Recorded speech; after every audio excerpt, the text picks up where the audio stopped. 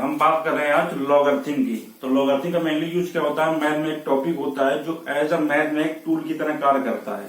तो हम आज बात कर रहे हैं लॉग की। लॉग की प्रॉपर्टी की हम बात करेंगे कि लॉग होता है किसी फंक्शन में किसी क्वेश्चन को सॉल्व करने के लिए या किसी भी फंक्शन को शॉर्टकट करने के लिए, इजी करने के लिए लॉग को किस तरीके से ब्रेक करते हैं, उसी के बारे में हम चर्चा करते हैं। तो हम बात करते हैं लॉगरिथम की। तो उसके कुछ बेसिक टूल्स होते हैं जिनके बारे में हम बात कर रहे हैं। तो पहली चीज क्या होता है कि जो लॉग फंक्शन आएगा तो लॉग के अंदर कभी भी निगेटिव फंक्शन, लॉग के अंदर कभी भी निगेटिव फंक्शन नहीं आ सकता है। कभी भी अगर लॉग के अंदर निगेटिव लेकर के आ जाए तो वो लॉग को मान नहीं होगा। जैसे अगर आपका आ जाए कि लॉग के अंदर आ जाए -5 तो ये इनवैलिड होगा, इनवैलिड होगा।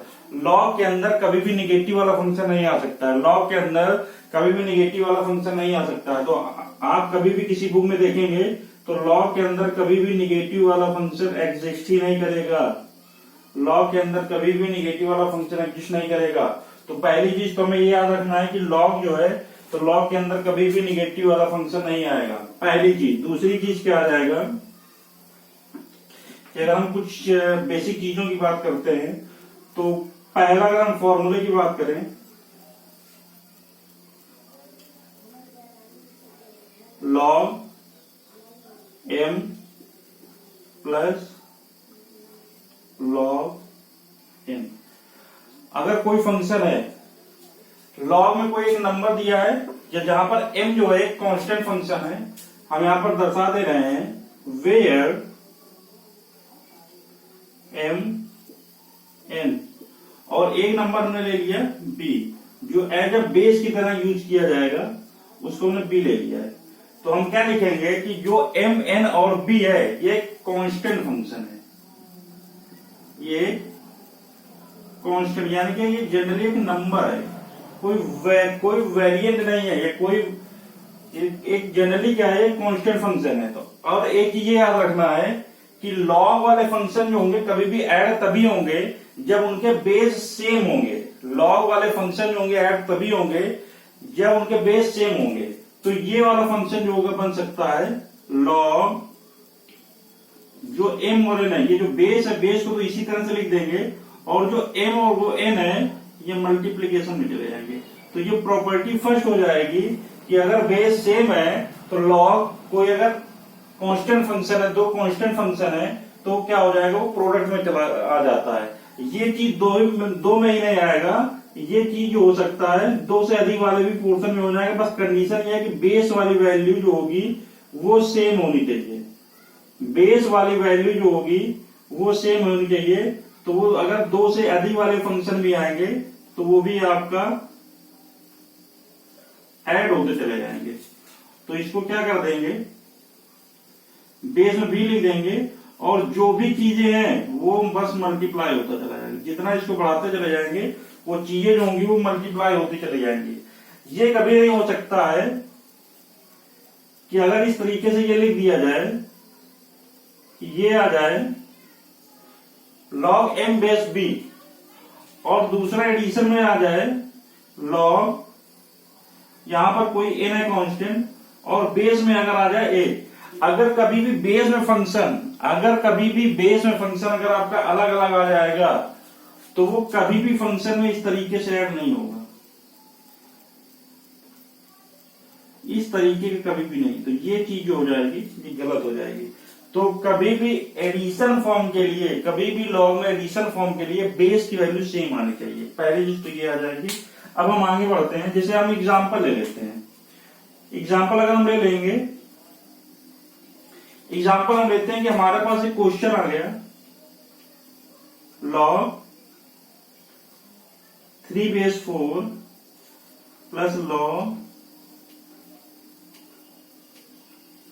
7 बेस 4। तो इसको हम क्या लिख सकते हैं, लॉग, ये बेस 4 तो आ ही जाएगा, और ये आ जाएगा 7 इंटू 3। तो इस वाले फंक्शन को इस तरीके से यूज कर सकते हैं। ये वाले फंक्शन को हम उल्टा तरीके से भी हम यूज कर सकते हैं। जैसे हमारा आ जाएगा, अगर कहीं भी ये भी लिखा हुआ है, अगर वो प्रोडक्ट फॉर्म पे लिखा हुआ है, जैसे अगर लिखा है 7 × 3, तो इसको हम दूसरी तरह से ये भी कर सकते हैं, उल्टा हम भी कर सकते हैं, इसको अलग अलग कर देंगे तो ये हो जाएगा log 7/4 प्लस log 3/4। तो हम इसको ये भी कर सकते हैं।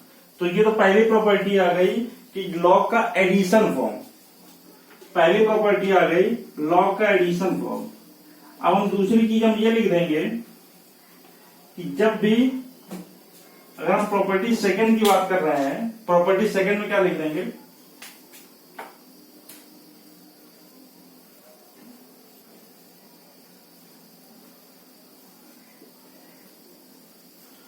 प्रॉपर्टी सेकंड में आ जाएगा कि अगर कोई फंक्शन न्यूमरेटर और डिनोमिनेटर के फॉर्म पे लिखा हुआ है, कोई फंक्शन न्यूमरेटर और डिनोमिनेटर के फॉर्म पे लिखा हुआ है और बेस उसको दे दिया जाए, कोई एक बेस है ये, और हम ये मान के चल रहे हैं कि m n और b, ये भी एज इट इज रहेगा, m n और b जो होगा वो कांस्टेंट होगा, ये हम मान के चल रहे हैं। तो इस वाले फंक्शन को क्या करेंगे कि जो डिनोमिनेटर वाला पोर्शन है, तो डिनोमिनेटर वाले पोर्शन को माइनस के फॉर्म पे लिख देंगे, जो डिनोमिनेटर वाला पोर्शन होगा उसको हम माइनस में आ जाएगा। अगर हम इसमें ज्यादा डिटेल बात करते हैं तो हमको ये लिखना है कि अगर ये वाला पोर्शन दिया हुआ है, ये वाला पोर्शन अगर दिया हुआ है, तो जो डिनोमिनेटर में पोर्शन आएंगे तो डिनोमिनेटर में बस निगेटिव लगाते जाएंगे और उसको एज इट इज लिखते चले जाएंगे। जैसे हम एक एग्जाम्पल की बात कर रहे हैं, एक एग्जाम्पल हम देख लेते हैं कि आ जाएगा log 7/6 और बेस में हमने ले लिया 2, log 7/6 और बेस में ले लिया 2, तो इसको हम क्या लिख सकते हैं, log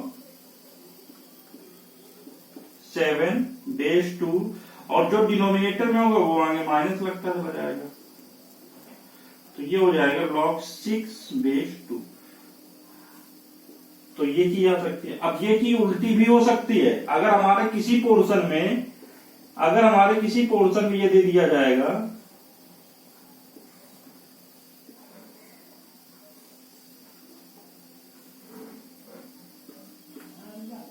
तो हमें ये याद रखना है कि जिस पोर्शन में निगेटिव वाला फंक्शन आएगा वो डिनोमिनेटर में जाएगा, जिस पोर्शन में निगेटिव वाला फंक्शन आएगा वो सीधा का सीधा डिनोमिनेटर में चला जाएगा। तो हम इसको क्या लिख देंगे, log बेस तो 2 रहेगा, जो पॉजिटिव है वो न्यूमरेटर में लिख देंगे और जो निगेटिव है वो डिनोमिनेटर में लिख देंगे। तो हम दो प्रॉपर्टी की बात करते हैं कि जब भी आपका एडिशन आएगा और जब भी सब्सट्रैक्शन आएगा तो हम क्या क्या फंक्शन को हम अप्लाई करेंगे। अब क्या होगा, हम कुछ क्वेश्चन में बात करते हैं जिसमें इन दोनों प्रॉपर्टी का यूज करके कुछ क्वेश्चन किस तरीके से किए जा सकते हैं उसको हम देख लेते हैं।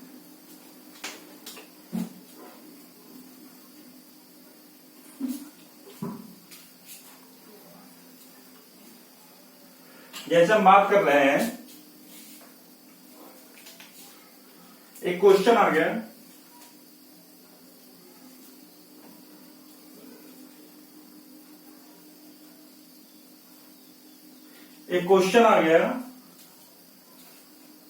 log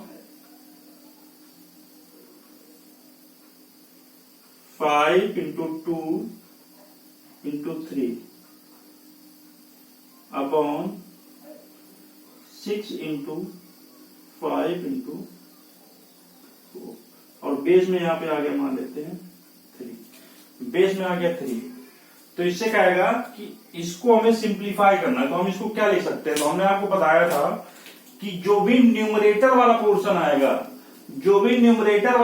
आएगा उसके आगे पॉजिटिव से काम करेंगे और जो डिनोमिनेटर वाला आएगा उसके आगे बस निगेटिव लगाते जाना है और उसको उसी तरीके से लिखते जाना है। जैसे हम आगे इसको क्या सकते हैं कि जो न्यूमरेटर वाला आएगा उसको पॉजिटिव में, तो ये हो जाएगा log 5/3 और इसको जो न्यूमरेटर वाला पोर्शन होगा उसको बस ऐड करते जाना है टू लॉग ये 3 आ जाएगा, और जो डिनोमिनेटर वाले पोर्शन में आएगा उसको एज इट इज क्या कर देना है, log 6 base 3 log 5 base 3 minus log 4 base 3। तो ये आ जाएगा। तो अगर वो कोई प्रोडक्ट वाले फॉर्म में लिखा हुआ है तो हम उसको एक्सपेंड किस तरीके से कर सकते हैं, इस तरीके से कर सकते हैं कि जो भी डिनोमिनेटर वाली चीजें आएंगी उसमें निगेटिव लगाते जाएंगे, और जो न्यूमरेटर वाली चीजें आएंगी उसमें हम पॉजिटिव लगाते जाएंगे। अब देखो इस पे और हम अगर कुछ चर्चा करते हैं तो देखो एक बात ये भी हो जाएगी कि अगर कभी कभी फंक्शन में क्या होगा कि जो बेस वाली चीजें हैं, किसी भी लॉग के अंदर बेस वाली चीज, किसी भी लॉग में बेस वाला फंक्शन और ये जो लॉग के बगल वाला फंक्शन लिखा हुआ है, अगर ये सेम आ जाए, अगर ये पोर्शन सेम आ जाए तो उसकी वैल्यू हमेशा 1 होगी, उसकी वैल्यू 1 होगी, उस चीज की जो वैल्यू होगी वो होगी 1। अब ये किस तरीके से आएगा इसको हम और देख लेते हैं। एक अगले अगर हम प्रॉपर्टी की बात करते हैं, तो अगर जैसे हमारे पास ये चीज लिखी हुई है log a base b, log a base b, जहां पर a और b जो है as a constant function use कर रहे हैं, तो हम क्या लिख सकते हैं इसको, जो अपर वाला पोर्शन उसको एज इट इज लिख देंगे, और जो बेस वाला पोर्शन है उसको ये लिख देंगे। और कंडीशन के अकॉर्डिंग, मेरी बात ध्यान सुनना, कंडीशन के अकॉर्डिंग बेस हम लगा देंगे। अगर क्वेश्चन में बेस 2 में चल रहा है तो बेस 2 लगा देंगे, 3 में चल रहा है 3 लगा देंगे, 4 में चल रहा है 4 लगा देंगे।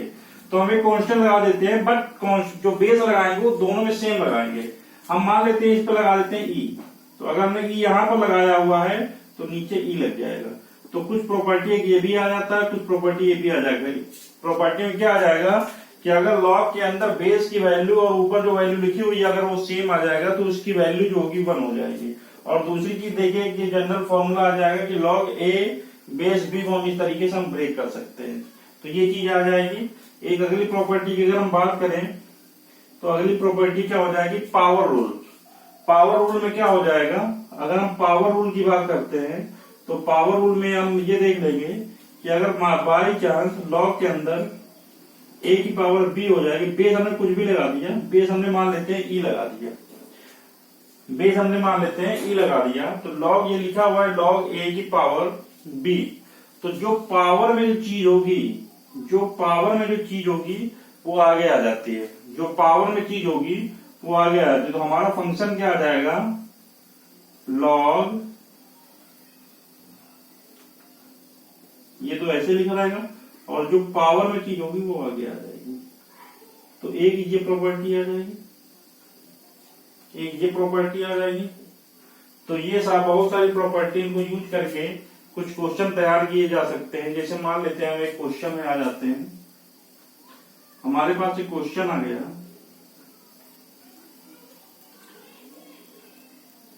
सिंप्लीफाई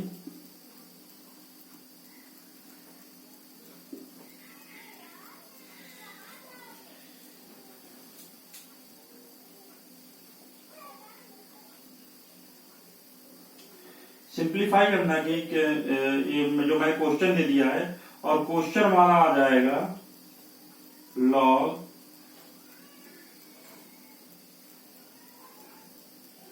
इस पे हम लिख देते हैं 64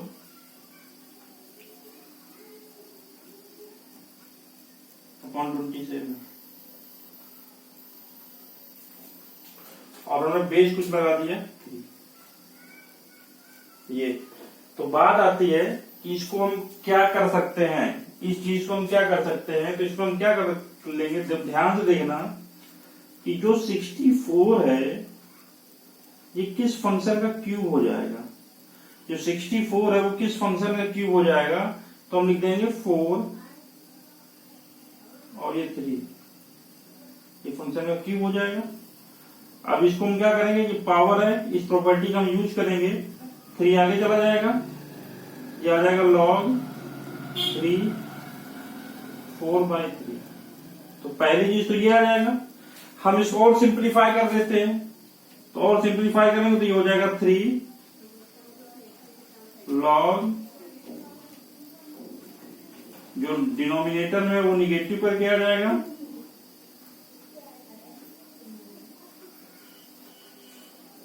यहां पर देखो एक प्रॉपर्टी का और यूज हो जाएगा,